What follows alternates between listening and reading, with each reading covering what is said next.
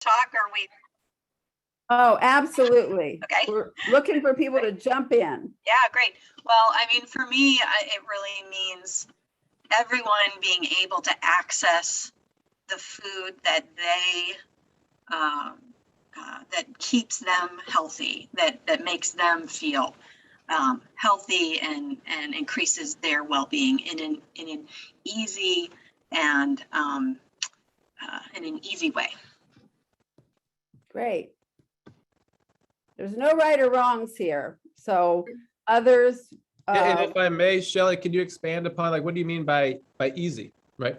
Is it an affordability piece? Is it a proximity to location, or all of the above, right? Definitely all of the above. We work in a food desert for sure, at Highland Youth Garden on the west side of Columbus, and to get to the grocery store, it is 2 miles. If you don't have a car and you have small children, that means hauling everybody onto the bus. Every time you need fresh food, and that's difficult. And this is Cheryl Graffinino. I would throw into that, the way I describe this is that, that everyone has the financial resources they need to purchase the food that they want and need to feed themselves and their family, ideally from community-owned resources in the neighborhood where they live.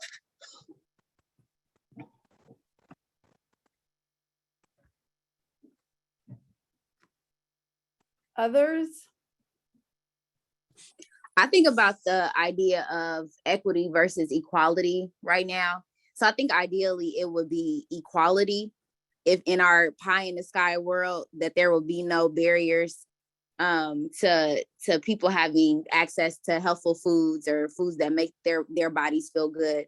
But as we think about equity, I would say, that all of those barriers are addressed. So be it transportation, be it the proximity to the fresh, affordable foods,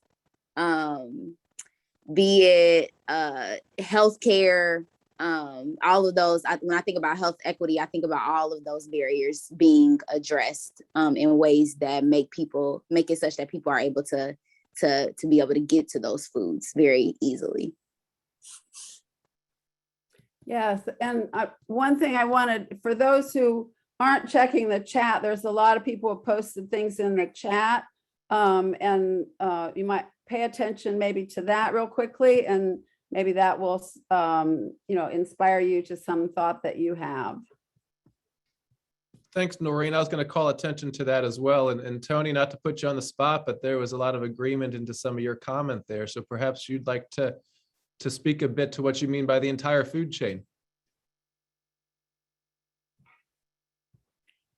Tony, he just wrote in the chat that he's in a common workspace today, so he'll have to stay on mute. Oh, okay. Understandably so.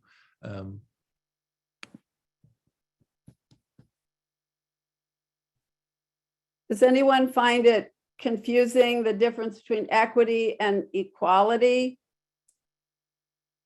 And how would you define those things, the difference?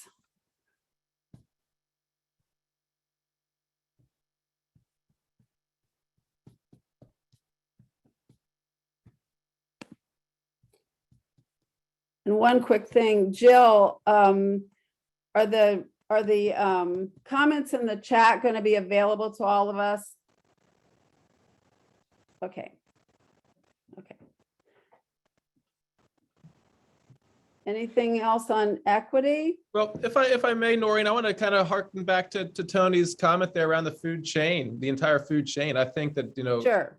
COVID certainly did shine certain lights on some of the failures and inequities and so forth within our, broader contextual food system, but also the food chain itself. And though I don't want to be the only one speaking here on this platform, I'm going to start calling on others. Tia, for example, you agreed with Tony. I think it's helpful to hear how others, perceive and interpret and understand the food chain as well as our food system. So Tia, if I may, and if you're able to to speak to how you see some of Tony's comments, I think that it would be appreciated. And if not, I certainly don't mean to put you on the spot. So please say you don't feel comfortable if that's the case. Travis, can you hear me? Yes. I agreed with Tony. I actually had made a comment about access to land because there are some people, maybe they don't want to be a farmer, but they want to provide food for their household. And so when Tony put a comment in the chat about the entire food chain having access, I agreed because he had also included grocery stores, which to me is very important to have access to all levels of, or any type of food, or any type of, you know what I mean? Like you have to have access to food, land, if you want to grow your own food, or grocery stores if you don't have the ability to grow. I didn't expect to speak, so I was probably pretty choppy. And I appreciate you having the courage to jump on too, Tia. Just trying to really facilitate some of the engagement and dialogue here. And I agree with you, and I think that beyond that, perhaps interest or desire to produce, investments in thinking of our food system and making the investments in the infrastructure and other capital improvements that are necessary to advance, again, the collective food chain and the system as a whole, are wholly worth noting. And hopefully I'm capturing what your sentiment and perspective was as you were in agreement with Tony there. There's a lot in the, oh, go ahead. Someone was going to talk. Sounded like someone was starting to talk. No, I was just agreeing with Tevis. Oh, great. Well, thanks, Tia, and well done for hopping on while being called out. Thank you. So there's a lot in the chat, a lot of things for us to think about regarding equity and all the different places in our food system where there's opportunities for equity. Jumping over to food access, what is food access to you? What does that mean, food access?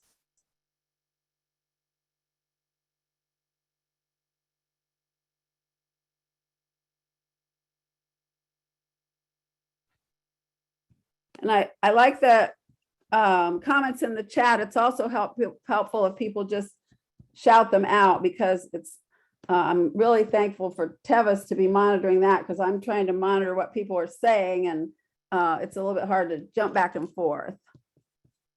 But food access, I mean, what does that mean? If you have access to food, I would say the ability to get the food that you need. You have access to it, whether it be I'm not sure who spoke earlier. She said transportation, location. And I also want to, because I am a farmer, that's why I'm talking about land, I want to add in the ability to have a plot, maybe if it's in the community, urban plots for people to grow in. That would all encompass access. You have the ability to get the food that you need to survive. For me, a big part of that access is the cost as well, the affordability of it. And that's really difficult because affordability is a relative term. And so what does that look like as well?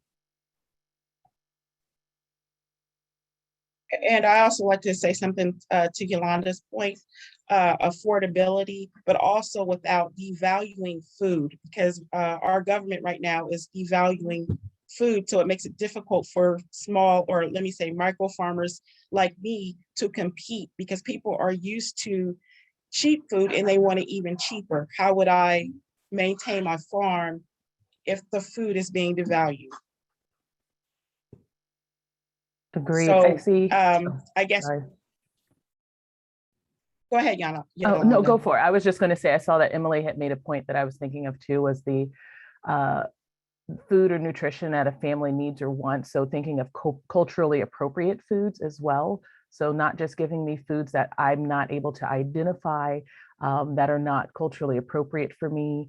and that foods that I can cook that fit who I am as a person, like the respect of that, I think is really important. Tia, could you say more about the devaluing? What's an example? What does that mean to you? Well, when I say devalue, I mean, since the larger farms have the ability to apply for, I'm not sure of the word. Subsidies? It's kind of like, I've got air quotes. Yes, subsidies, whereas your small farm or your micro farm would not have that ability. Also, our food in a grocery store, the prices are being propped up. I have air quotes, propped up pricing, so that yes, we need to be able to afford food, but it hurts a small or micro farm when there's not an equality there. Like we need help for the micro farms too. So everything needs to work in conjunction so that people can afford food, but also the micro or the small farmer can afford to provide.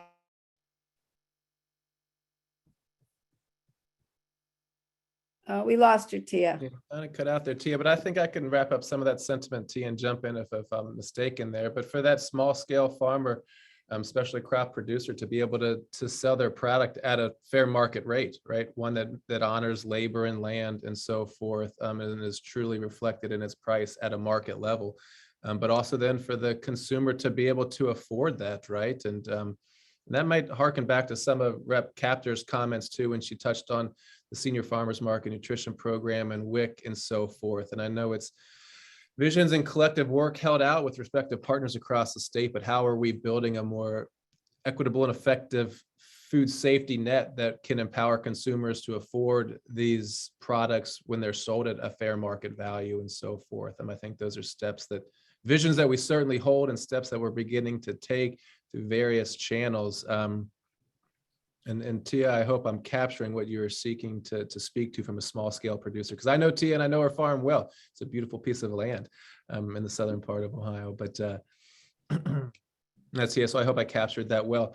And Cheryl, and the comment of culturally relevant foods was brought up as well. And Cheryl, I wanted to try to connect that dot to the community ownership piece that you spoke of as well, because it's not just that consumer voice, but those consumers are representative of the communities in which they live. And I think, again, to connect these various dots, that community ownership, that stakeholder voice being present at the table is necessary. And it also helps to meet those ends of reflecting culturally desired foods and so forth.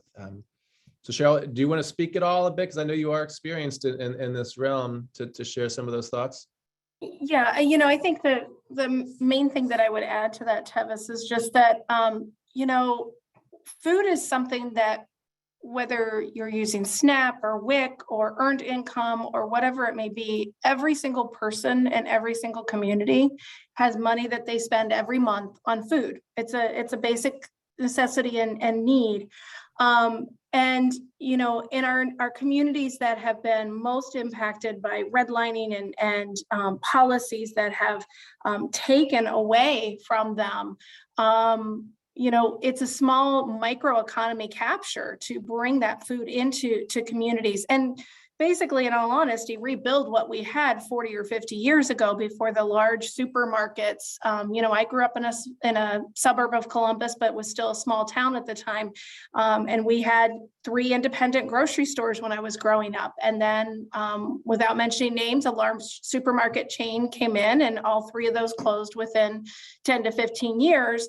And now those communities are changing, and the stores are closing, but we did the damage. We took away the community-owned grocery stores and food businesses that were there, where those little microeconomies worked. So, if we can capture those dollars and keep them with community wealth building, and support other community wealth building with it, food dollars aren't going to turn an entire economic system around, but it's certainly a start. So it's got to go back into the pockets of people who live there, not extractive businesses that just show up to sell cheap, unhealthy food and take the profits elsewhere. You're right, Cheryl, and the data certainly is there to support that, the strengthening and stimulation of various localized economies. We're going to move on to food education, but I want to say how much I enjoyed all the different perspectives on food access, because a lot of times when food access comes up, people immediately go to grocery stores, farmers markets, like a list of places to get food. And this group was really going in a direction around the systems and all the different issues that go into relating to those places where people get food. So very much appreciate that. And so the next part of this that we're focusing on is how would you describe food education? What does food education mean to you? If you had food education, what is that, food education?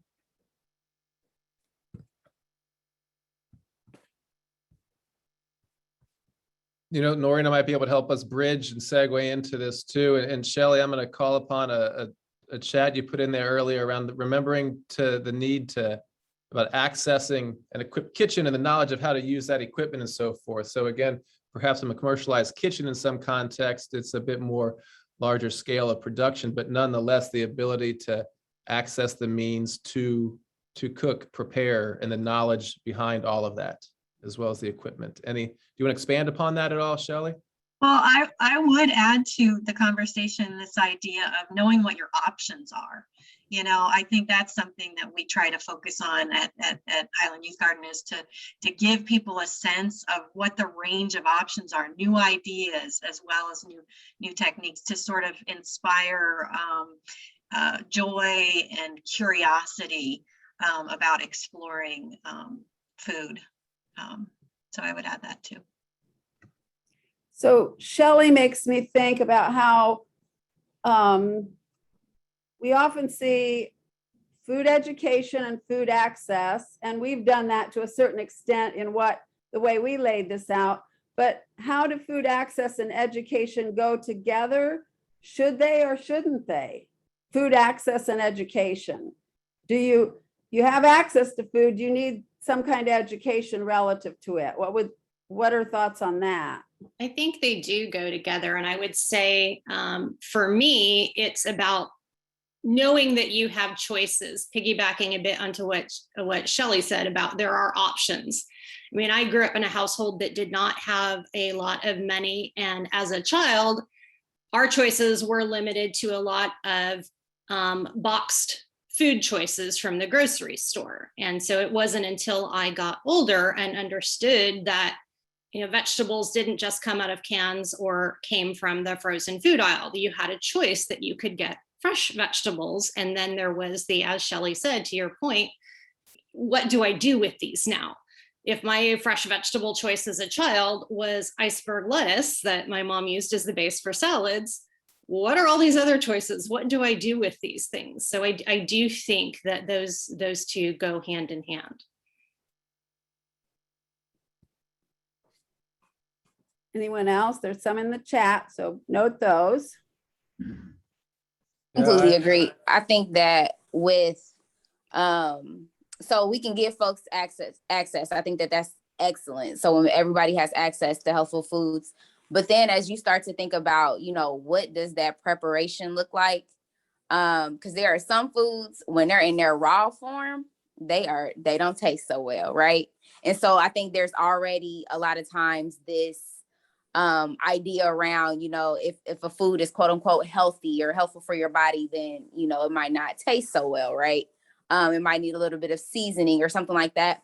So I think that that's super important, you know, not only giving people, you know, putting an avocado in somebody's hand, but also saying, you know, with this avocado, we can do guacamole. We can, you know, avocado toast is a big thing right now. So like making the avocado toast, we can put it in our baking. So like teaching people all the different ways that, you know, foods can be used for different recipes, I think is super important as well.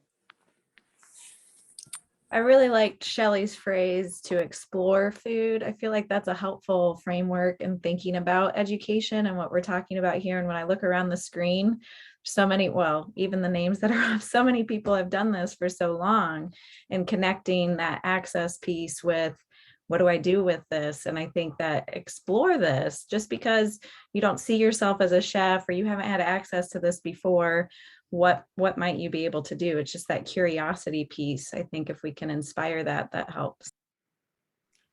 So, Michelle, go. I was going to comment a little bit on Cheryl's note about the paternalistic aspect, and just to say that I think that we shouldn't fear that so much, in the sense that I feel often that we deprioritize the education and kind of in fear of, oh, people know how to cook. But I would venture to say that anyone growing up in this culture, in this day and age, is very likely to be disconnected from even your own cultural foods that you might have made or your grandmother might have made. And so I think we need to sort of swing the other direction and prioritize the education side, because, you know, just like we're learning hopefully math and motor skills and social skills in preschool, to some of the comments in the chat, food education is a perfect way to elevate everything that preschoolers are learning. And there's no danger in us connecting more with food.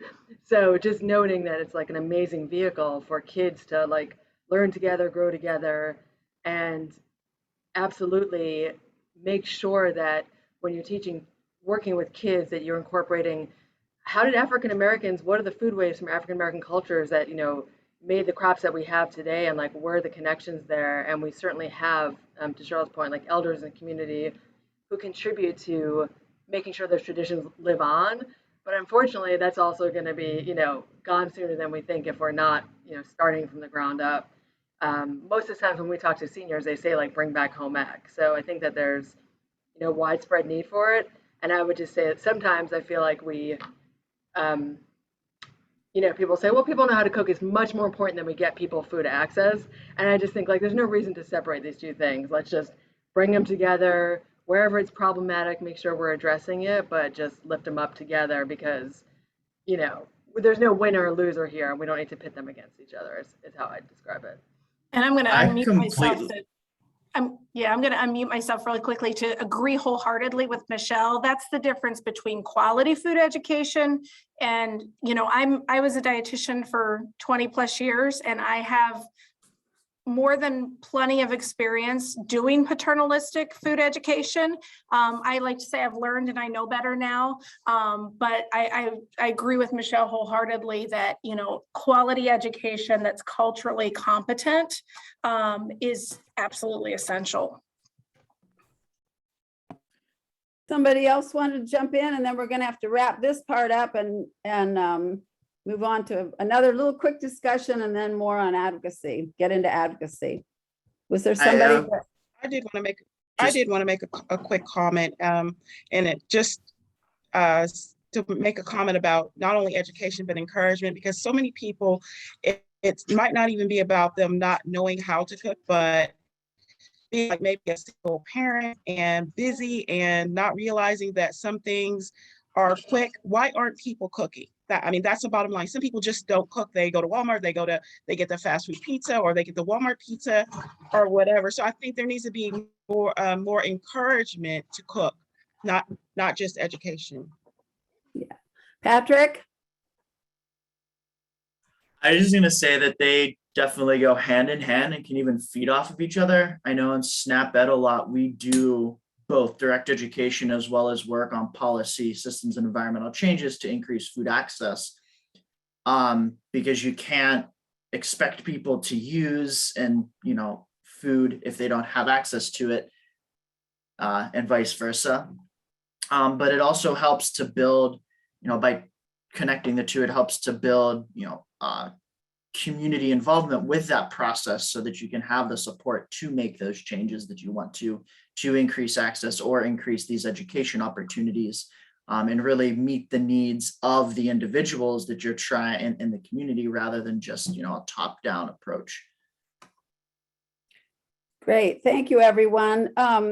So thinking about food access, food education, and equity, one of the things that is really important in all this, and it's part of the work of OFPN, is how do we advocate for food access, education, and equity?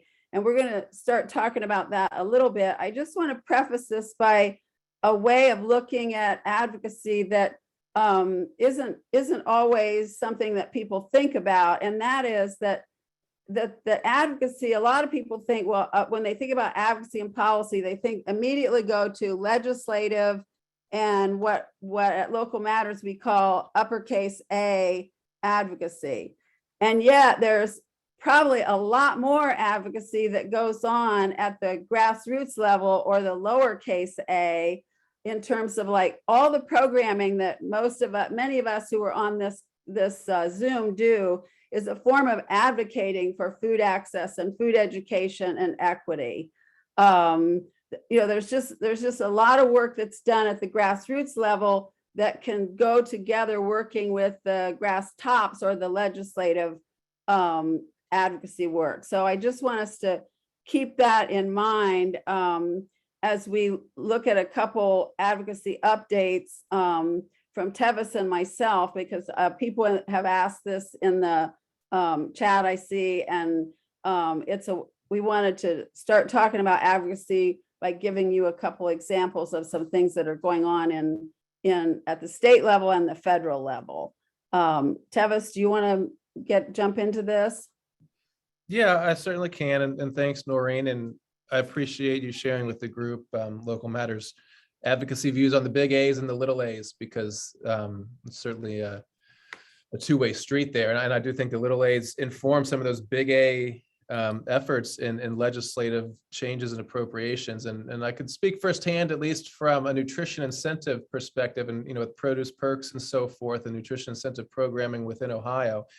And through the little A's, as you frame them, it led to these state level investments and changes and appropriations and ultimately the impact and expanse of nutrition incentive programming within Ohio.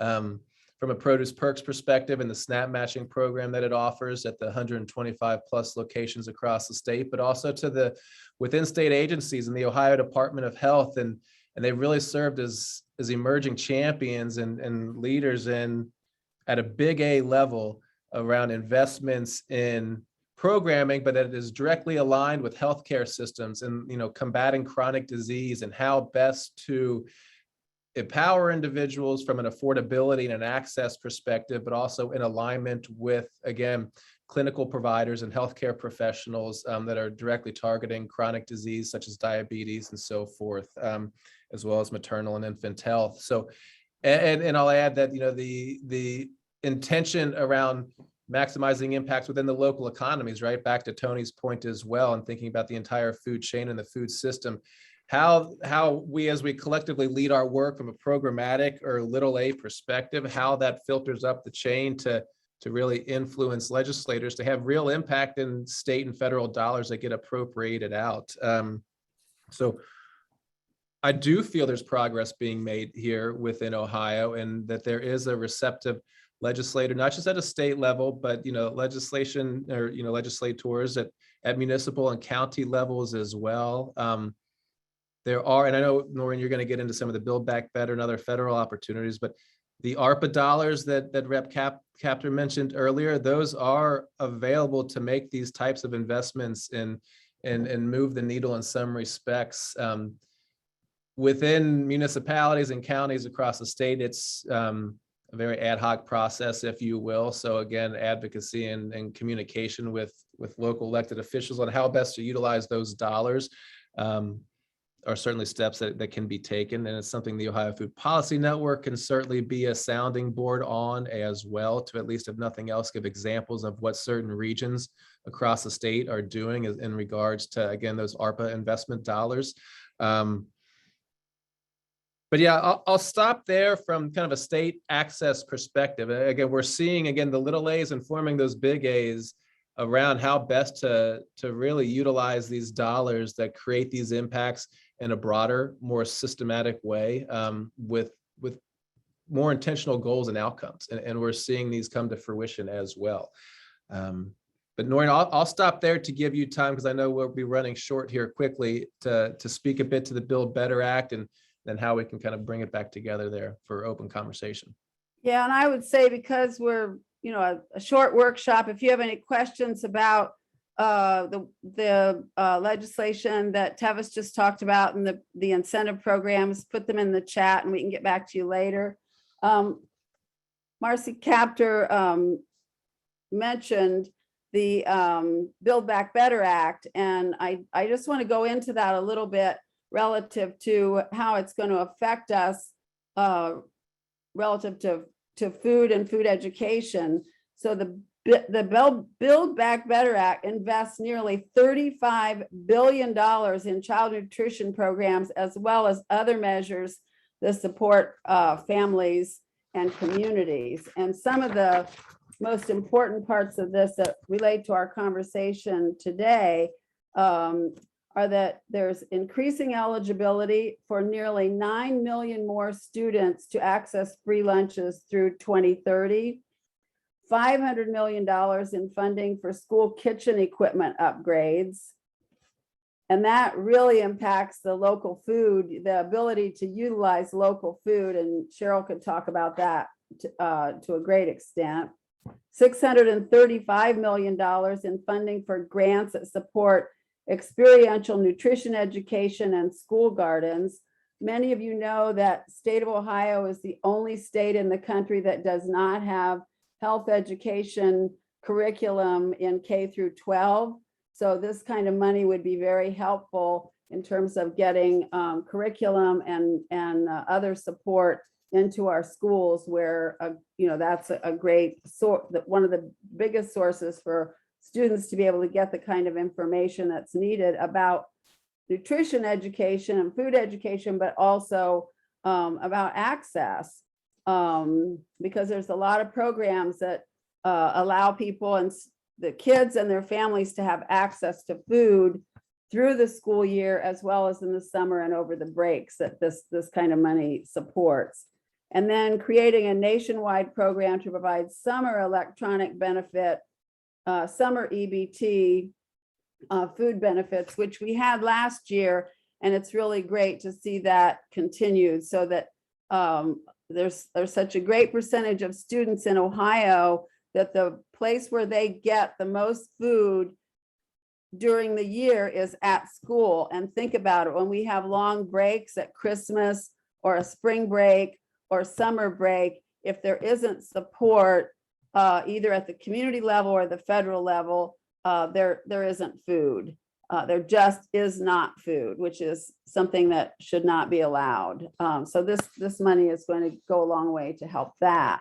And as I said, if you have questions, put them in the chat.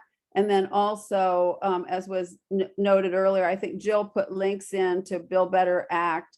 You can take a look at where the funding is and how we can lobby and advocate for getting that kind of funding federally. But then, as Tevis was talking about earlier, we're going to, on a regular basis, have to work together to support getting programs like Produce Perks and others. So advocating together at all levels is really important.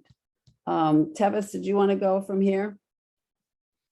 Well, I certainly can. I'm keeping an eye on the chat here, and I want to, and I know a lot of the names in this group that are certainly subject matter experts that could speak at a variety of these points.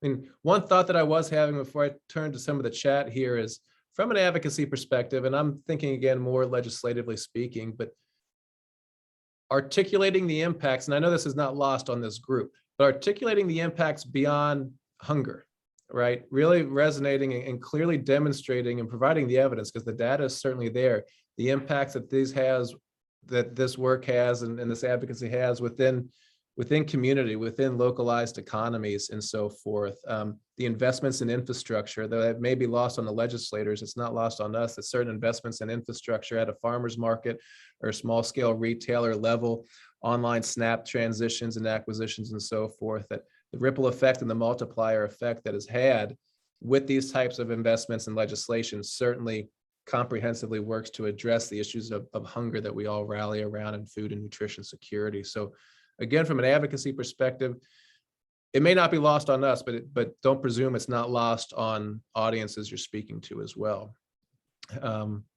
There were some comments around health standards in here that are sort of working themselves out, but let me open it up to those that maybe want to speak to some of that here. So inclined. Shelley, Michelle, anything you guys want the broader group to take away from in regards to health standards? Should they not be aware of the chat there? I think we just know that if a subject does not have that within the education system, if the subject does not have curriculum standards, then it is not a priority. And honestly, I've had 2 kids go through the public school system, and I wasn't aware of that until just a few weeks ago, and I'm just shocked about it. It's a big deal, and be nice to see a way of parsing out. I understand the sex ed component of it, Michelle. It's just really, really sad. So I have no answers. Well, I will say that Senator Sykes and Senator Coonsey are interested in bringing back a health education standards bill. So if they're with some changes that Senator Brenner suggested, so if you are concerned about health education standards, I would say call their offices and let them know that you want a health education standards bill, and let us know, and we can, when there's any kind of organized effort, which we organized a lot over the last 2 years on that bill. There was a lot of people involved, a lot of organizations around the state.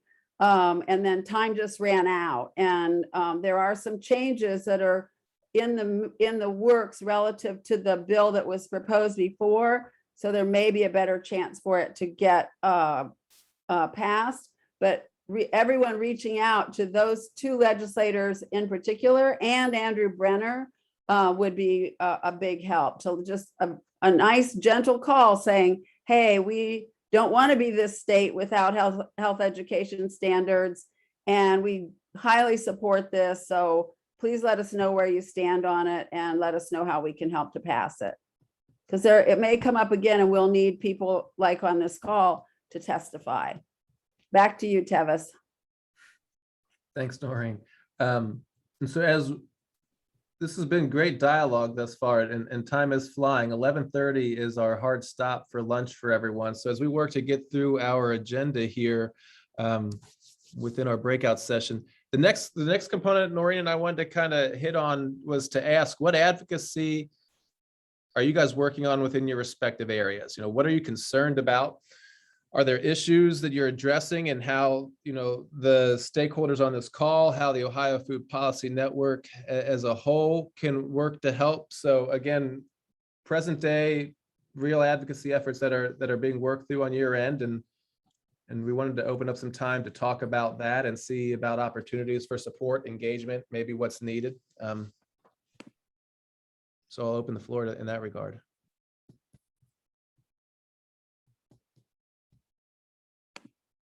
And I'll just throw in there, it could be you're advocating for something within your neighborhood or your town, or, it doesn't have to be that you're advocating for something at, a legislative level, that there's something you're working on where you're advocating very locally for something to happen, something you need and people in your community need relative to food and equitable food access, food education. So it's it's pretty broad what access, what advocacy you might be working on or want to see worked on.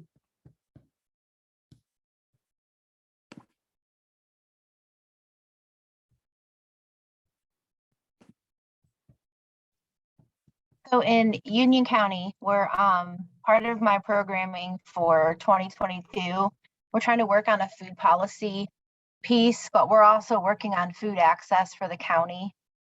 There's a big disconnect we have several food banks, we have several farmers contributing, farmers markets, but it seems like the community doesn't know how to get to the food. and we don't have transit in our community. So there's a lot of inequities that are contributing to folks getting to the food. It's there, it's available. We have so much. We almost have too much because we cannot get the people to the food. So I'm really struggling with that at the community level. So we're trying to do a food council to get more members involved across the county. So we're at the very beginning stages of that. So I'm interested to hear what others are working on and maybe some feedback on some of that. That's a big one. And some of us have worked on some transportation issues. So if you want to get in touch, let me know and we can see who we can connect you with. And Tamisha, if I may ask, do you feel it's simply a transportation method? I mean, or transportation issue, or No. does it have also to do with the abundance of food that may otherwise folks may not necessarily know how to prepare it or cook it from a cultural relevancy perspective and otherwise? We definitely have seen that folks don't know how to prepare or cook it. When I've gone to some of the distributions for Mid-Ohio Food Bank in the area, there was foods that nobody knew what it was. So I'm literally looking, I'm a farmer, I'm a diabetic, I have nutrition background. So I feel like I know a lot about food. They brought I think it was a coyote. Is it coyote squash? See, I don't even remember what it was, but they brought one and nobody knew what it was or what to do with it. So I'm Googling and I'm trying to think of simple, easy, side dishes or recipes to get the food out there. But everybody's like, I don't want that. It's gross. It looks disgusting. And I'm like, well, not all food is pretty, but it doesn't mean it doesn't taste good. So, I mean, we're struggling in many avenues. There's a disconnect throughout the whole county with the different food banks and when they're, distributing food. So people are trying to get to the food where it's at, and they may have one around the corner and go to one halfway across the county because they're not aware. So that's part of the process too. We're trying to get one united front and to get it out there with the churches and the electric mailers and, because not everyone has email and access to the web. So we're trying to get it on utility bills. We're trying to get it on, newspaper articles, billboards, so people can, figure out where to get to the food. Yeah. Really important. Yeah, the awareness piece that is clearly communicated and well understood is certainly not lost on us or myself, and I'm sure most folks on this call. Tamisha, let me point out the note that Jill sent in the chat box there around the National Food Policy Network listserv. And again, believe if I can speak on behalf of OFPN, can help to serve to bridge some of these challenges as well, if nothing else, be a sounding board. Thank you. Noreen, I feel like if I could just jump in really quick, Tevis. Okay, go ahead. One reason, and I'll drop our listserv in the chat here too. What I find really valuable about the national listserv is that you can ask questions to folks that are on that listserv, and people are really responsive with oh yeah, we tried this, or yeah, we did this. Like with our agricultural zoning recently, I was able to compile a huge list of resources very quickly by utilizing that national listserv. And I would say nearly all food policy councils are represented in some way on that listserv. So it's a great resource. Tevis, you were thinking something? Pretty open-ended question there, Noreen. Yeah, well, for the sake of time, but I also wanted to kind of share some more around just forthcoming advocacy, what's coming down the pike perhaps, and more from an Ohio Nutrition Incentive Network perspective. So the collective coalition that works to advance some of the nutrition incentive programming happening in the state, from the produce perks to produce prescription programming, and to give an example of some of the bigger picture, the big A, as Local Matters would call it, advocacy that is forthcoming, and that reconnects to Representative Capter's thoughts as visions that we hold and steps that we want to take around how to put together a more comprehensive and equitable and effective food safety net. So from the Senior Farmers Market Nutrition Program to WIC to SNAP to Produce Perks, how are we, in short, building a more universal currency that is convenient and equitable for those that are seeking to use it, right? I think those are advocacy steps that will take a very diverse and broad coalition of partners to really advance a systems-wide change within Ohio. But again, rethinking and rebuilding the system that is our food safety net system to provide convenience, equity, and effectiveness, or greater effectiveness, I should say, in regards to how we're seeking to address those things. It's something that I'll be following up with Rep. Kapler's office, but to kind of put something on the advocacy radar for the sake of this effort and exercise, right? That's kind of a big picture vision that's held with, again, stakeholders that are working to advance some of this work. So maybe that also stirs some thought for others around just some big picture pie in the sky advocacy that they may think is necessary and forthcoming, because another one that's on the national level is Senator Booker and Senator Cornyn have introduced a Food Nutrition Education in Schools Act that would, it's only $10 million, but it would put a nutrition experts in school systems all across the country. So as Michelle mentioned, that may be, potentially an easier win, and at least get us a foothold in the door of where we need to go with good nutrition education in our schools. I'm a little sensitive to the time. I'm thinking we need to move on in terms of kind of recapping and closing up. Is there anything else on the advocacy that anyone wants to bring up before we go towards the end? Okay. Something came in the chat.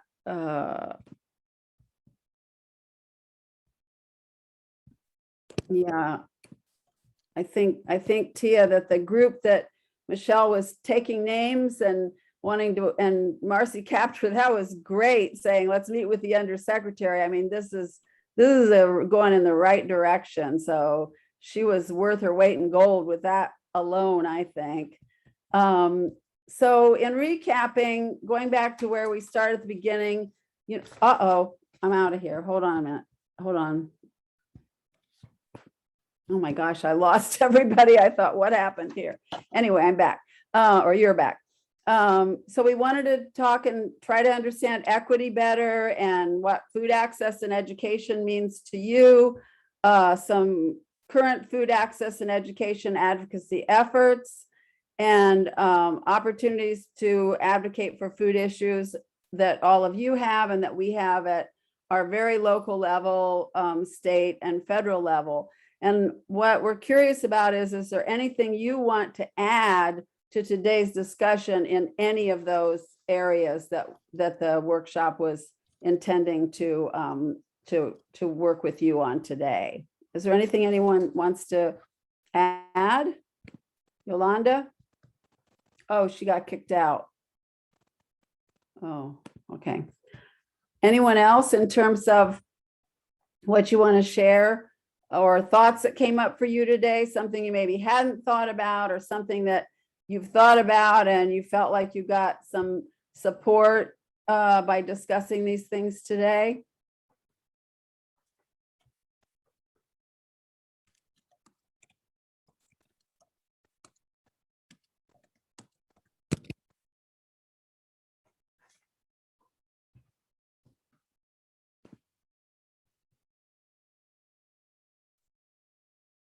Well, and then, go ahead, Tevis. I was just going to kind of do an OFPN plug here at the end, but you go ahead, Noreen. Well,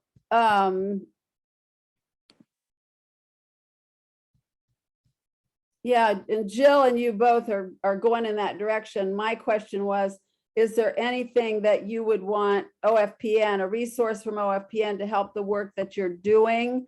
And Jill put a link in there, and then just in the chat, maybe if you could put a word or a few words to describe the workshop in 1 or 2 words, that would help us in terms of kind of a feedback loop in terms of where we might go with some of this at some other time. So that's a quick one if you want to put something in the chat.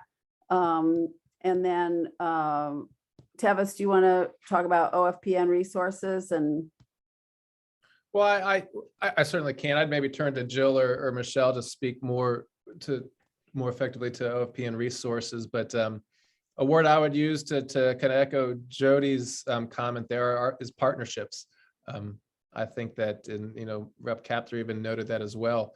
Being able to speak to coalitions, to collective stakeholders and visions that are held certainly carries weight and influence. And again, there's a lot of us working in tremendous ways around varying issues that are all interrelated here. So partnerships is important. Open thought, leadership, and dialogue is essential to moving the needle here. And Jill, Michelle, you want to give an OFPN plug in some capacity? Sure. I'll just say, there's leadership opportunities at OFPN, and then there's also just convening opportunities. So if you all say we want to meet once a month and talk about policy, we've talked about an informal kind of policy cafe, but also maybe alternating with more formal, like updates on legislation. But just having that time, because this is a very flat network, and so everybody has power in it, and everybody's here to work together. So I think that we have opportunity, as Rep. Capter encouraged us to come with our collective agenda. So, OFPN is the summit and is, convenings in between the summit. But we kind of need to hear from everybody who's here, to, what the demand is, how much do you want to meet, when do you want to meet, and how do you want to organize, so that we're co-leading and not, having sort of a power structure of leadership and then just asking people to come along. So I guess I would just say, whenever you're invited, keep coming along, and then see if you're already ready or you're curious, consider a leadership role. It's not that big of a deal, and we do have some fun, and sometimes we cook. Well, we're coming to the last 1 minute. Does anybody have any final thoughts in terms of what you might need with advocacy and equity and food education, food access? Or a resource that you've got that you want to put in the chat, because we'll capture that and it'll get sent out to people.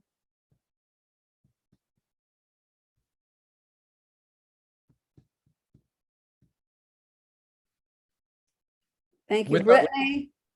Thanks. So I'll say, with our minute left, we'll leave this Zoom room and head back to the main page for after the lunch break there, right, Jill? To rejoin the summit, all summit attendees.